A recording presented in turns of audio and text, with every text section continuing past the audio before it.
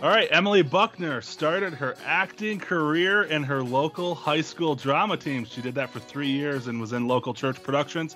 She finally stepped on the big stage and as an extra in a movie with Dean Cain and Kevin Sorbo entitled Faith Under Fire in 2018. Her film credits also include the miniseries The Rapture Chronicles, One Life at a Time, also starring Dean Cain, and Dinosaur, Cove. She's currently serving as a brand ambassador for the upcoming faith-based film Not Too Far From Here. And I've gone on her Internet Movie Database page, which I'll link in the show notes. It's amazing to say I have a friend who's listed on an Internet Movie Database, so that's very exciting. Emily, thank you for coming on Faith in Focus. Well, thank you for having me. Thank you for asking. I am so excited to talk to you and your listeners. Yeah, and we're We're excited to see your cats. Maybe they might also make an appearance. Maybe.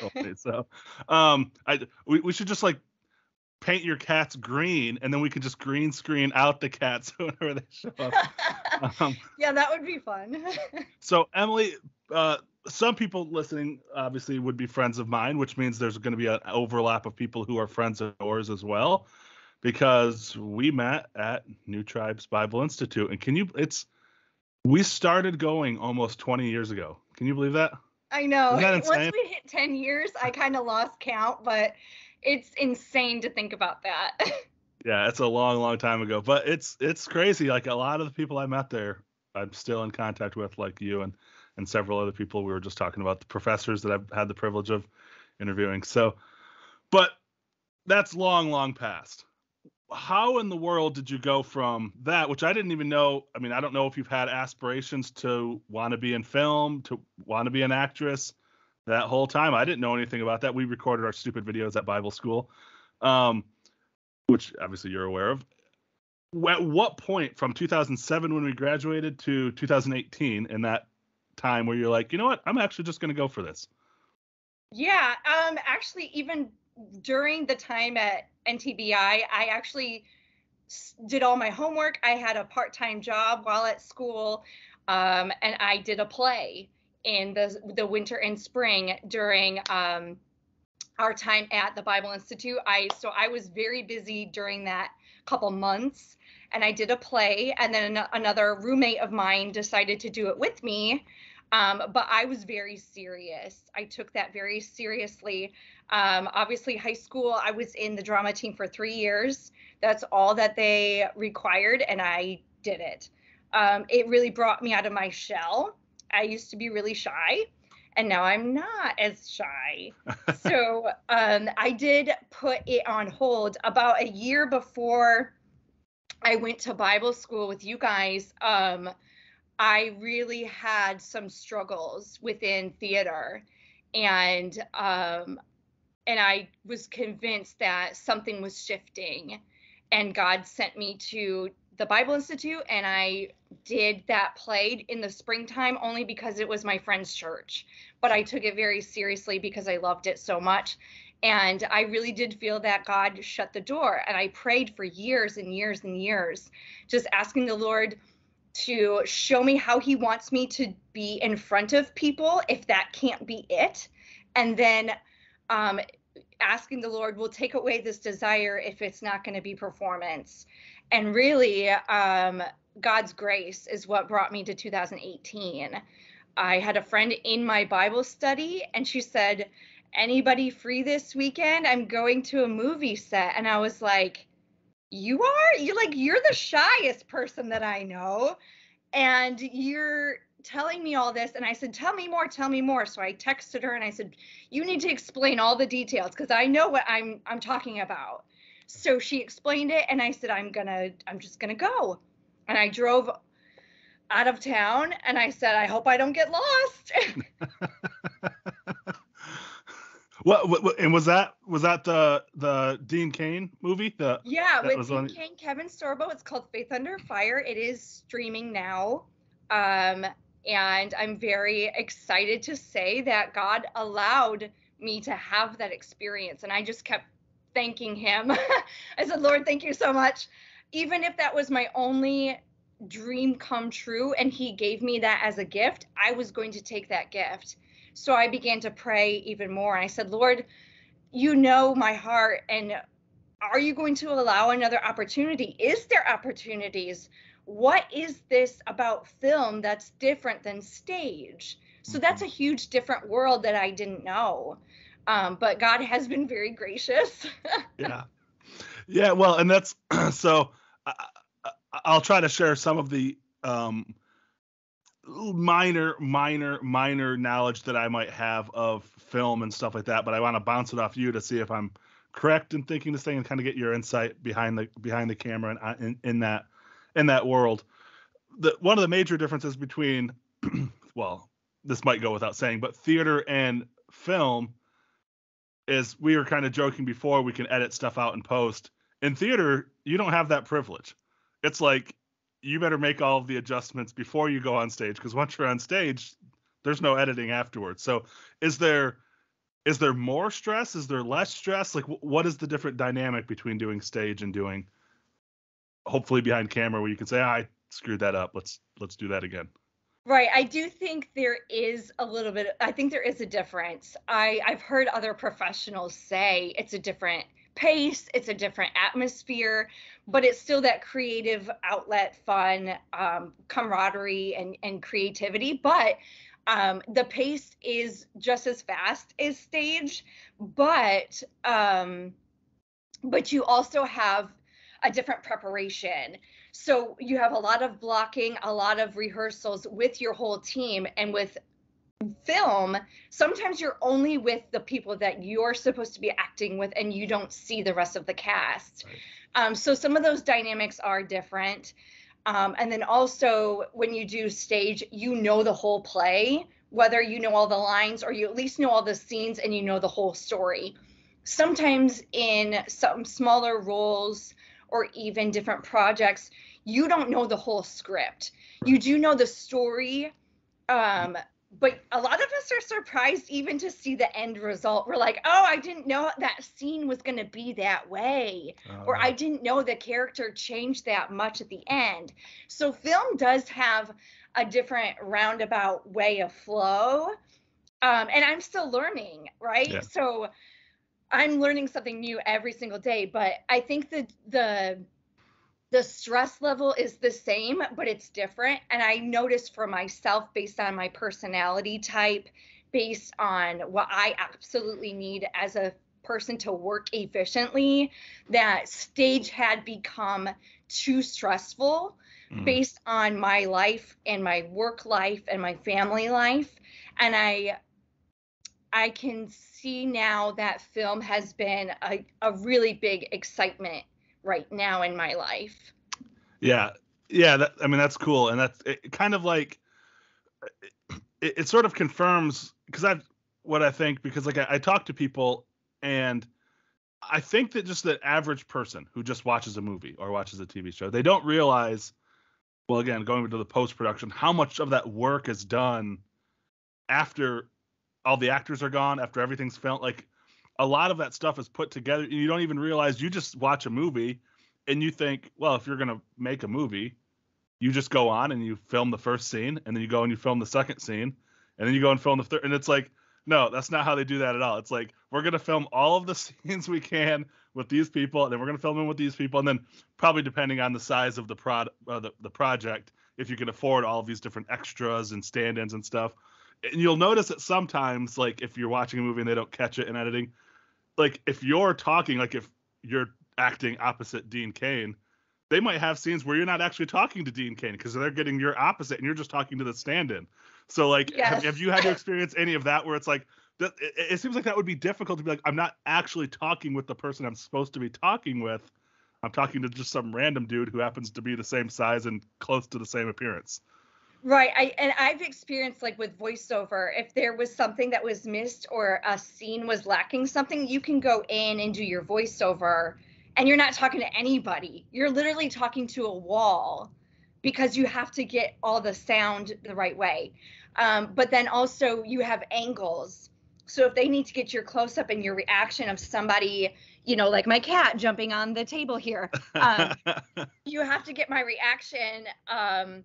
and you have to turn your body because that person's shoulder is in the way. So you still might be talking to your counterpart person, but then they have to get out of the seat, or you have to totally turn and you can't look at them, but in the Right. end you are looking at them. Well, that's one of the, again, it's one of those things. One of my favorite YouTube channels is guys. It's a group of guys that they break down movies, and they're low budget filmmakers themselves, so they kind of know what's going on, and they'll bring that stuff up and bring that stuff out. And the things that you realize, it's just they talk about how much of a nightmare it is to make a movie, and they've made like several, and it's just like it's just so much work, and it's so stressful because. And that's why people don't realize when you see those credits rolling at the end, it's like, what are all these people doing? But like, and I don't know the proper titles and stuff, but like a lot of that stuff, like the coordinators and stuff, it's things like that you wouldn't intuitively think if you're just watching the movie. That if you're an extra and they need to get your reaction, you need to know. Even though I might not be looking at Kevin Sorbo, who's standing right here in the scene, he's not anywhere around. I have to know that that's where the character is standing in the scene. Because if they film you and you're looking this way, it's the average moviegoer is going to not maybe realize what's happened, but they're going to be like, something's not right about what I'm looking at. It's because you're not looking at the person. So you have to have people that know where everyone is standing in the scene at all times. It's so much work that goes into it, and very Right. stressful, I imagine. It's called continuity if Yes. something's off. Like you have to have your eye placement, like you said. Or if I flipped my hair and then I flipped my hair on this side, that's not continuity. It is Right. wrong. So the continuous, right? The continuality of doing the action, then you know, hey, at this line of me saying, I really love my cats, like I have to brush my hair. Right. So instead of switching the hand. So yeah, there it is. It's just as much work as stage because you're working out the kinks, but with stage, it's almost continuous. And when you have your bulk of your time without an audience. Oh, sure. And when you're ready to film, that camera is ticking and waiting, and that is your audience, and it's just as much pressure. Right. Yeah, and there's all those things that you don't realize. I mean, I recognize it now too. I'm just thinking like how much attention to detail has to, and of course if things are not caught, people notice it, the audience notices, oh, they messed up there. But like if a character's drinking on stage, like or on camera, and it's like if because they're obviously doing multiple takes and they're drinking, and if that water level's jumping up and down, like the audience is gonna be like, why does this keep filling back up? Or like you said, their hair's going, or if you make a certain motion at a certain time, you have to do that same motion again, because when they're editing, they can't have you being erratic and jerky all over the place. And I don't envy, like when I look at that kind of stuff, I'm just like, that just seems like so much work. I don't necessarily envy it. But it's just as much work on stage because you have the little nuances where the curtain has to go at the right time, or you have to switch a prop around at the right time, because on stage, nothing's really hidden. Right. So there's ways to hide things, but if you have to make a change to make it look hidden and make it magical, some of those things can be just as stressful as drinking and filling the glass. And believe me, I've done that. Yeah. I'm like, oops, I drank too much. Yeah. Yes. And so, okay, so let's transition a little bit to, I want to hear specifically the movie that's coming out, or they're going to start filming soon, that you're promoting. I want to talk a little bit about that. I want to talk a little bit about Dinosaur Cove, because I'm hopefully going to snatch a couple clips from that to just kind of put as like the video of or images from throughout this. But sure.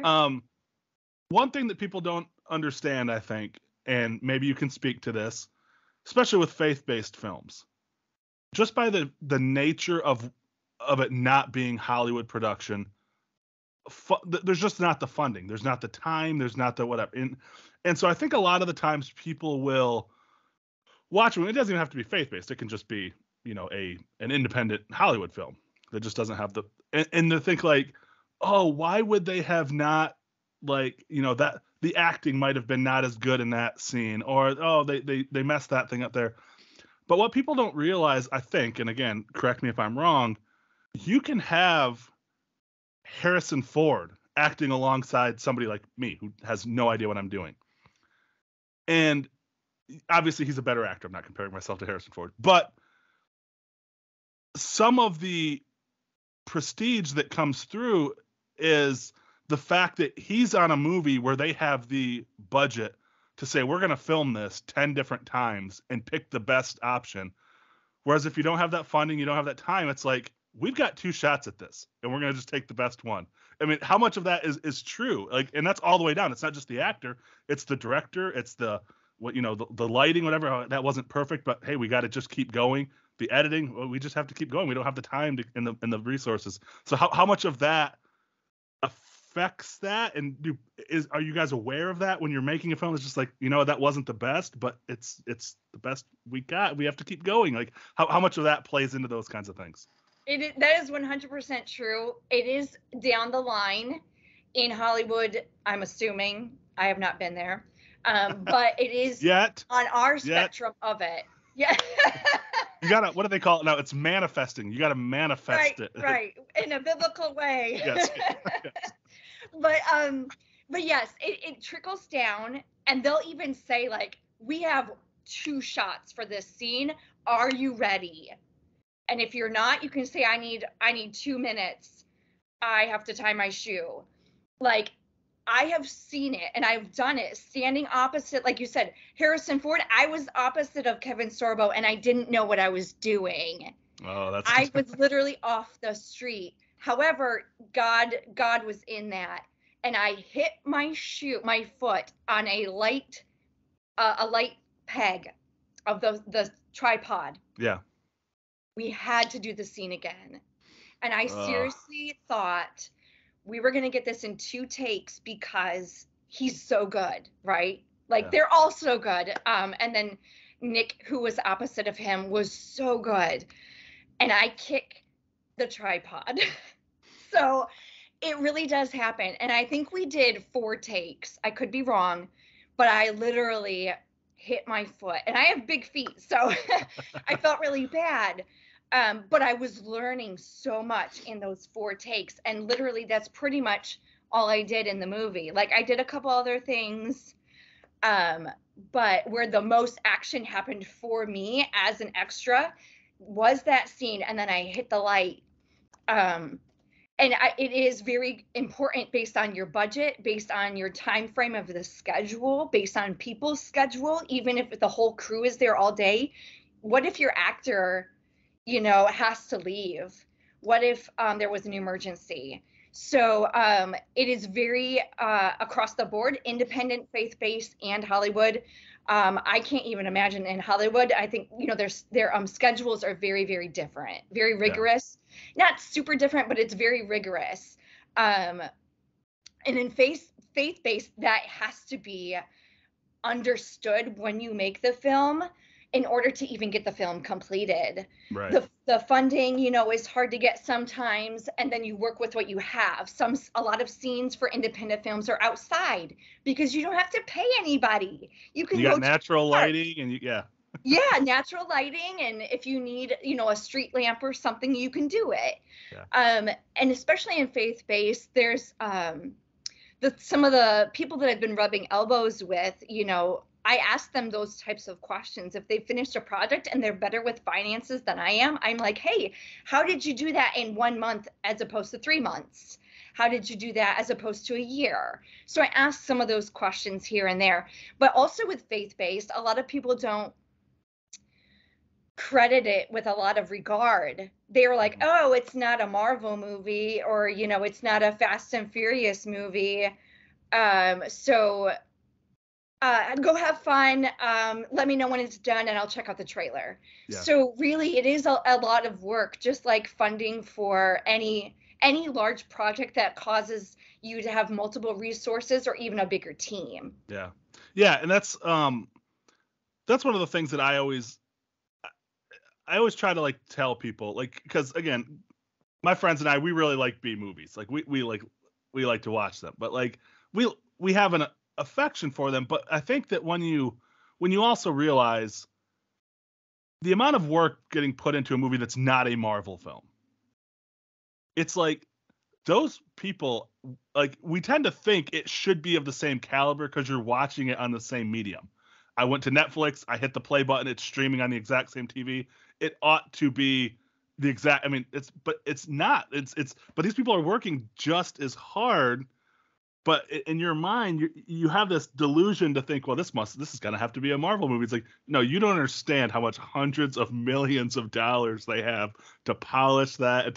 So you have to learn to cut corners. I think the term that I've heard is, well, you do things outside because it increases production value because you get extras that are just there. The term that the guys on Red Letter Media that I really like, they call it shooting the rodeo. And it comes from one of their favorite movies. Is they were filming this low budget film, and then there just happened to be a rodeo event in town, and they're like, let's just go film this and incorporate it into the movie because it's just free production value. So you just have to find, and it's like, it's not that these people work really hard, but you do what you can. Like you said, you got 2 scenes. We got 2 shots at this. Let's just do it. Exactly. And the funny thing is, like, we're working just as hard as those awesome people in Hollywood, but we're actually, at the end of the day, we're working hard because we are glorifying the Lord. Right. And we want to do it as best we can, even if we don't have those resources and we have to go film a rodeo. We're doing it unto the Lord, and we are called to work hard. Right. So at the end of the day, we're really proud of our work, and I'm sure Hollywood people are too, but like, we know that this was us giving back to the Lord. And even me, I hit the light with my foot and I'm like, I'm just trying to please the Lord. Yeah. But Satan gave me large feet. No, yeah, no, and I think that's true too. And you could look at it from a cynical attitude too, that, sometimes I think that with, like, a big Hollywood production, I'm sure a lot of them are passionate about acting, but right. It's like, if you're going to pay me $50 million to be in a movie, I'll do whatever you want, Yeah. So it's like they're collecting a paycheck, whereas it's like, hey, we're not making a huge amount of money off this. We're working bivocationally or trivocationally. I'm doing this because I love this and I want to do this. And if it's a faith-based film, I believe in what we're doing. So you might look at it and be like, oh, well, they're in a movie, so they're getting paid big money. It's like, well, maybe not. That may not be the case. But that's absolutely right. Did you get to interact with Kevin Sorbo? I know you said you didn't meet Dean Cain, or how was that like? I've heard, and maybe we'll talk for briefly about the new Left Behind movie, because I just went and saw it this past weekend, which of course he was in and directed. What was the dynamic like? I have heard, of course, being a Christian set, hopefully maybe the dynamics might be different, but I've heard from a mutual friend of ours, I won't mention him, but who was on like film sets as extras. They're like, you are not allowed to talk to these people. You're not allowed to whatever. Like, it's just very much like, nope, you can't talk to them. You'll just interact. Like, was there at least a little bit more of a friendly atmosphere, or what was that like? You're right. We are briefed because we're cast and crew, and especially as extras don't always know what to do. So the actual people who kind of are the voice on set that day, they do tell you, these are the rules, like rules, I say loosely. These are what we need from you because this is what they have requested. So some larger actors might request things only because they have other things going on. Maybe they've had trouble in the past, in the fact of like, they can't get things done because there's too much talking, or like an interview process almost.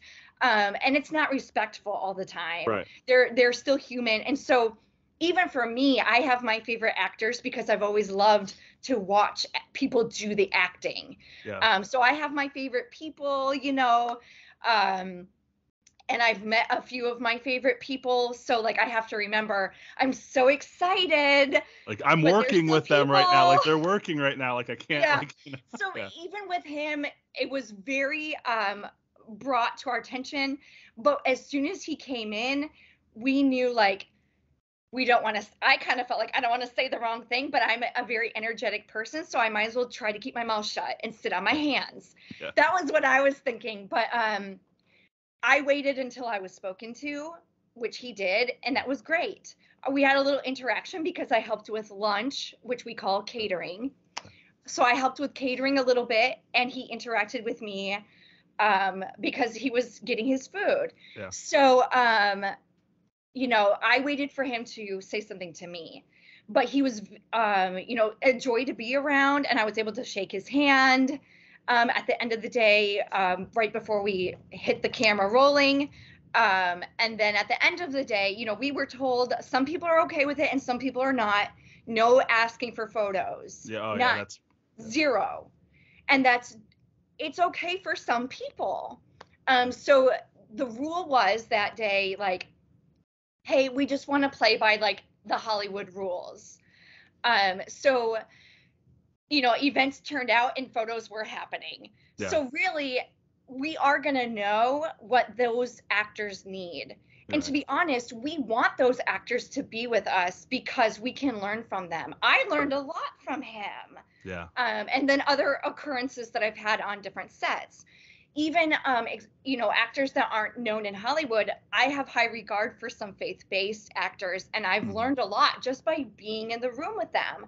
So, if people need their space, they need their space. There's going to be a day when I need my space too, because I want to do well in my performance in a half hour. Right. If you've been a listener of Faith in Focus for a while, I would encourage you to become a supporter of the ministry by becoming a monthly donor. Your generous donations allow me to continue working with InFaith and recording new content. You can find a link to my donation page in the show notes for this episode. Thank you. Yeah, that's so. I'll use the most extreme example, and you probably will remember this. To me, it sounds like you're describing just again. If you're not a professional actor, like I could see myself walking onto a set, and you want to like fanboy or fangirl around whatever, but you're like, okay, no, wait, this is just like I would be in an office. Like you have to be professional. There's a workplace. There's way things are done, and if you're breaking those rules, so to speak, you're gonna. We like these actors because they are professionals. So if you're acting in an unprofessional way, it's going to throw off the whole thing. The most extreme example, and we just listened to this. I introduced it to a couple friends of mine who are young. So the Christian Bale incident from the Terminator set like 10 years ago, they were so young they didn't even know anything about this. But if you remember that, it's just the audio of it. But he's freaking out for like 5 minutes, cursing. I mean, obviously he went overboard. But I was trying to explain to my friends, like, it sounds like what happened is he's acting looking this way, and behind the production, one of the directors of photography is just walking around. And he's freaking out because of that, because he's saying, like, you're messing up my concentration by doing this. You shouldn't be doing that. So he's freaking out about that. And, like, of course, yeah, he goes overboard. But it's sort of that thing. It's like, we're on a professional set. You're screwing things up. He probably had been working for 15 hours that day. Or, it's just like, it's one of those things where it's like there's certain etiquette when you're on a set. Don't violate that etiquette. And right. It's just fangirling like and taking pictures is bad etiquette. Or pacing back and forth. Yes. But yeah, even if I do work in an office at my regular job, if there's a Zoom call or a meeting and people just came in, they got out of the Detroit airport and they just got in a car, like a car shipped them over to the office, they don't know where they're at either. And so they come into our meeting. And I'm pacing in front of the office window because I know that the rest of my week is going to depend on this meeting, but I can't go in there. Like, it's going to be distracting. If you have people whispering at church in the pew, it's going to be distracting. Now, I'm okay with crying babies. That's fine. I don't care. Let babies cry in the church. That's what they do. Yeah. But if somebody's whispering in church, I am going to get a little distracted because I want to concentrate. Right. Just like in an office, it is really like a work setting. Yeah. Instead of like, oh, these are people above you. No, it's a work setting. Yeah. Yeah. And you don't realize how much I've filmed stupid little videos with my friends, and so obviously I'm not picky and we're not looking for anything protected. Just like, like videos, we make Christmas videos for our church.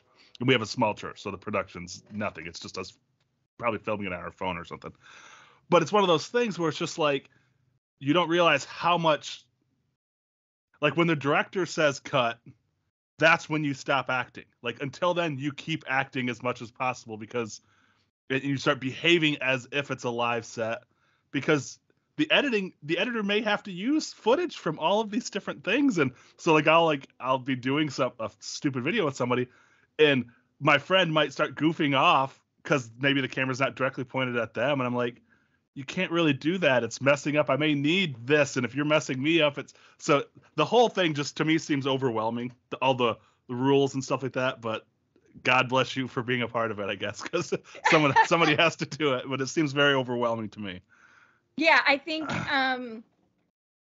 there's a lot for me to learn too. And every set is different because you're working with a whole different team. Just like if you're to join a new sports team, and you're used to always doing certain things before and after the game, during the game, and then you go to like a new college and you go to their team and you're like, I'm in a new zone. It's the same thing. Yeah. And even like you mentioned, Not Too Far From Here, that's our new film that I'm partnered with. They're going to be doing a lot of scenes outside. And like you said, if you're still finishing a scene, you keep acting until that is cut, even if you're outside. Yeah. So they're actually going to be like on a ranch for quite a bit of the movie. There's going to be horses around. So that's kind of a sneak peek there. And you don't know what's going to happen on the set because you are outside and there's horses and obviously there's caretakers and such for those. But you still have to be doing your job essentially. And it's a great job to have. Yeah. And I am not, anything could happen, but I am not in a role at this time. But to know that we can do a set outside is pretty exciting. Yeah. And Kevin Sorbo is directing. And you mentioned the Left Behind movie. I have not seen it yet, so don't tell me. Okay, I won't spoil anything. But I thought, okay, so again, I like the Left Behind books. You know, theologically, I might disagree with them a little bit more now. But but I liked them. I watched them growing up, and I thought this was a fairly good kind of reboot of the original one. It was, and like I was telling my friends afterwards, I thought they made a creative decision. I won't ruin it. To have a narrator throughout the whole thing. Oh. And I'm like, I don't know why they did that. And again, I could understand that if you had a couple scenes where it's like maybe the acting wasn't that good, let's hide it with a narration over it. But the acting throughout the whole thing, I think from every character was not just like, it was okay. It was perfectly fine. It was good. Like there was no, and so I don't know why they made that creative decision. I've told my friends like that was like the weirdest thing. I don't know why they did that, but I thought he was great in it. I thought he did a good job. I think that, depending probably obviously on how successful it is, I think they might keep making more, but yeah, I thought it was great, and I'm not sure when they're going to start streaming it or DVD or whatever, but yeah, check it out because I thought it was. Yeah, I do want to see it. I think I have a little bit of time this weekend to do that. I do want to see it really, really bad. I liked the first one with Kirk Cameron, so I'm excited to see Kevin do this and other people. Neil McDonough, come on. Yeah, he was good, and he was actually just excited. We were talking about Andrew Klavan right before we started recording on the Daily Wire. He was actually just on last Friday. Klavan had Neil on talking about the new movie. Oh, good. Yeah. So they were promoting it pretty. Neil, I really do. And yeah, Kevin, obviously. He's like really. He was talking about how like he kind of got typecast as just that evil person, and that's what he was in this movie. He was just like the evil guy, and so yeah, but he does a really good job. So I've learned typecast is not bad. It is not a bad thing. Yeah. I'm typecast as Creepy Dennis from Bible School. I am all the time now. So you mentioned this film that you're working with, Not Too Far From Here. You said it's about a woman that finds hope after experiencing domestic violence in her life. So I don't know how much you can talk about the movie. It is a faith-based movie. You said it's a Christian film. Can you talk anything about it? You said Kevin Sorbo's directing it. Is he in it? What can you talk about it? And then of course I want to ask about. I know you're in a role of promoting it. Yeah. So we can get into that too. Yeah, I can share some. Let's say that. So he is directing it. I do not know if he is doing a part. I did not hear that info. It very well be that he might do a minor role. Sure. Which would be awesome, which would be super fun, just for fun for him to be in it too. It's fun for him. He is directing it. The story is based on based on people's experiences, based on the people who wrote it. So they know others who have come through. And I also think it is based on a book as well. Okay. But having creative license to movies, often get changed from books, and you have to make some adjustments. That's Right. the way it goes. Some things don't convey the same. Right. So it is based on a book, but also we have the producers involved that are coming alongside Kevin Sorbo's producers and team. They are very much impacted by other people they've helped along the way, whether they've had a personal story themselves in some form or others in their circles, whether it be family, church, worker, friends and family. And then I jumped on board randomly. I got hooked up randomly on Facebook. That's what actors do. They kind of cling to Facebook. But I do not know exactly how we got connected. But I said, this needs to be done. I will pray for this movie. And she was like, hey, thank you for your support. She just messaged me one day. And I was like, what's going on? Tell me more. I'm excited. But it has touched my heart. I do have a friend who right now is in the middle of crisis. Yeah. I've known this person for almost 20 years, and I could write a book. Yeah. And there are times when I have to literally get on my knees and exhaust myself in front of the Lord and say, you're in control. I am not. Mm-hmm. And it is very heartbreaking for me. Currently dealing with knowing things that are happening, and we just want people to find hope. We want people to find Jesus as their savior instead of the circumstances they're in or the lifestyle that is happening, right? Or what has happened to them in the past. And God has blessed me to have sort of this peachy keen life, and it's puzzling to me, but I know that God has this film for a reason, mm-hmm. and that the Lord has allowed me to join hands with them for a reason. So now I'm doing promotional work for their merchandise, mm-hmm. and I've done a few, if anybody wants to check out my Facebook page, I have promo photos of the clothing that I'm wearing, and the proceeds will go towards building resources and a website hub for collaborating with the movie. Okay. So even after the movie's done and people will be able to watch it for years to come, they can say, I need these resources to help. And we will be able to provide this website resource of other people who can partner so they can connect with things in their state or their city. It's going to take a long time to process all of that and develop it. Right. So this will really help. But as of right now, the film is a way to show people that hope is out there in the Lord. Hope can be overcome based on the Lord's doing, of course, but mm-hmm. you don't have to stay in these terrible circumstances in this sinful world that we have. Right. Yeah, and I think that's great. And I'll link all of that stuff into the show notes to this episode, the links to where people, if they want to support through either buying the merchandise or just support, I'm sure if anybody wanted to call up a independent faith-based film company and just said, hey, I want to throw some money at you, I'm sure they probably wouldn't say no. Right.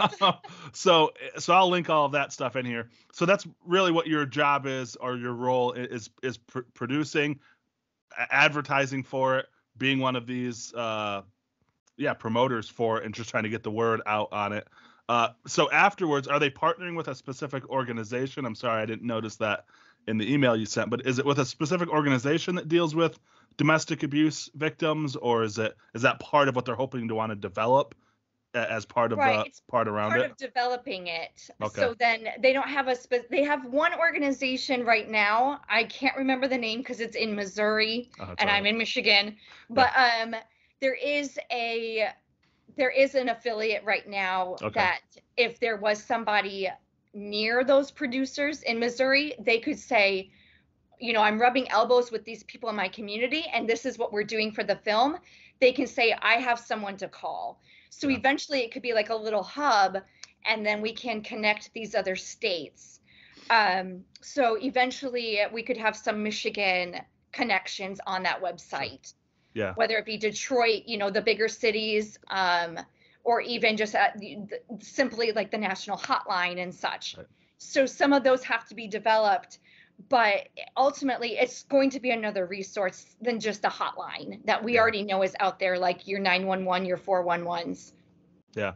Yeah. And I think that that's one of the strengths of faith-based movies. This is what I said after the Left Behind movie. I said, I appreciated it. I said it was like one of my favorite parts of the movie was after the movie, before it ran into credits, it just cut and it was Kevin.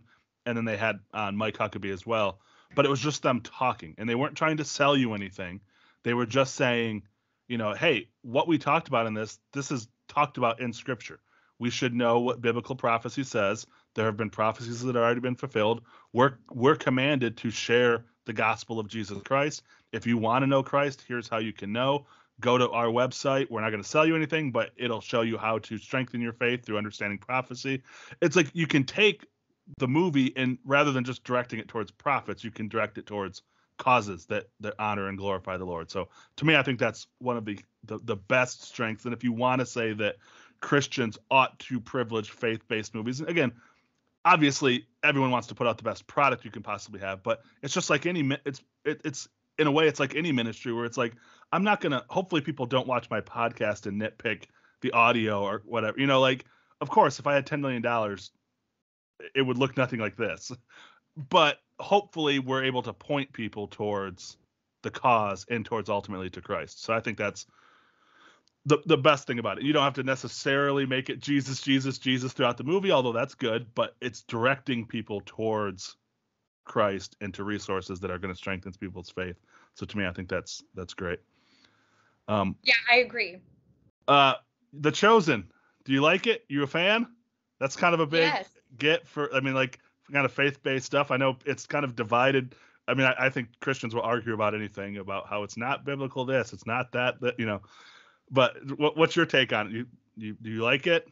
Are you getting a call from Dallas to come on and to play a role or anything, or? No, I have not gotten a call from Dallas, but I have listened to, I've seen him speak a few times. Okay. I have not spoken to him myself, but I love The Chosen, but I literally have been having discussions with people that are not on the same team.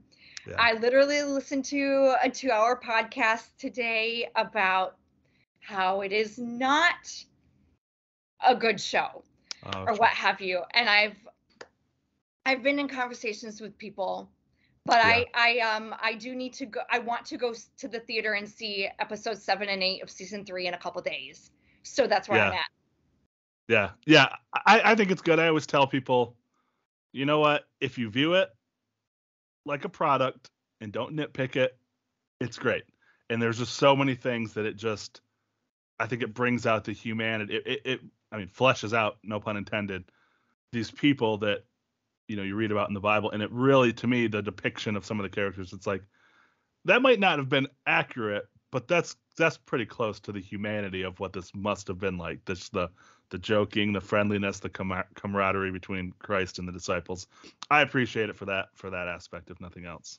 Yeah. And I also see, I want people to know, like, it's just Emily's view, but the characters, there's 12 disciples. You have 12 different characters. That means you could have 12 different coworkers that are exactly the same, and you have to interact with them. But we have to know, like, how do we bring this to the Lord when somebody's being difficult? They portray, Simon Peter as like somebody with a temper. Yeah. So I take it as, how can I work on these things and bring it to the Lord and say, I don't have a temper, but I know somebody who does. How am I going to walk with the Lord when these tempers happen? Or what if I did have a temper and I've never been convicted and I've never worked on it? Mm-hmm. Then in all of the interviews that I've heard Dallas say, he's mentioned multiple times, the show is to bring people to Jesus, and you must go to the Word of God to know who God is. Right. He's not saying you're going to find Jesus because it's a movie series, Right. a TV series. He's saying this is who we have a relationship with. Right. Yeah. So that's my stance. I know there's a lot of people who have their other stances, and I respect that. Yeah. If they don't want to watch it, they don't want to watch it. Yeah. No, I agree. I'm kind of in the same boat. These are characters on a screen. Like if you were to watch a movie that says based on actual events, you know Right. that you're not watching the actual Jesus up there. You're watching a creator's interpretation. But what hopefully happens is you watch it and you think, well, that's a really interesting story about Bonnie and Clyde. I want to go back and read what they were really like. Yep. And then and to go back. So if you view it with that lens, you can kind of shrug off. You know, I say stupid stuff all the time. I say unbiblical things all the time. If I was judged on my love for the Lord because I said something stupid and I got something wrong, then that would be a shame. So even if Dallas and his team got something wrong, oh, that's not theologically, oh, that technically that's not what. Okay, I mean, what is their heart behind this? So hopefully their heart is in the right place. So, all right, well, Emily, like I said, I wanted to be respectful of your time and end it around 45 minutes, which I think we're pretty close to 45 minutes. I appreciate you coming on. Anything else that you would like to share about the upcoming movie? I'll put all of the show notes that you sent, links that you sent to the show notes, and so people can click on, learn more about the film. But if not, I'm very happy to have you on Faith and Focus. Yeah, thank you. I appreciate having interest in faith-based films. A lot of people don't want to sit and talk about it, so I appreciate you as being my friend for quite a few years, and I have a lot of friends and for a lot of years, and you're open to have that conversation, and I'm very thankful. And then the fact that you want to share the not too far from here information is very, very exciting for me. And it's not about me. It's really about the film. Yeah. So I appreciate you wanting to share it because that makes me have joy in my heart. And then also, I think I gave you the show notes for Dinosaur Cove. That is a family-friendly movie. So if you have little kids, instead of, cats like I do, if you have little kids, this movie might be more, safe to watch. That's not super dramatic or intense. And that's a great film for people to stream right now. Yeah, it looks like you said streaming on Amazon, Google, Apple, Encourage TV, PureFlix, Tubi, which is free. So even if you go on Apple and you're like, oh, I'd have to pay to rent it, go on Tubi. I always try to promote Tubi. It's free. You don't have to pay anything. So you get some ads, but yeah, so it's streaming on all those. I'll put that in the show notes as well. Yeah, so a little bit of something for everyone right now based on where I'm at in my filming. I have one coming up, and then I have Dinosaur Cove, and we want people to have good content for their family. So, and obviously honoring to the Lord. So I appreciate your support, and I will, if we've reached our time, we've reached our time, but thank you so much. Yeah.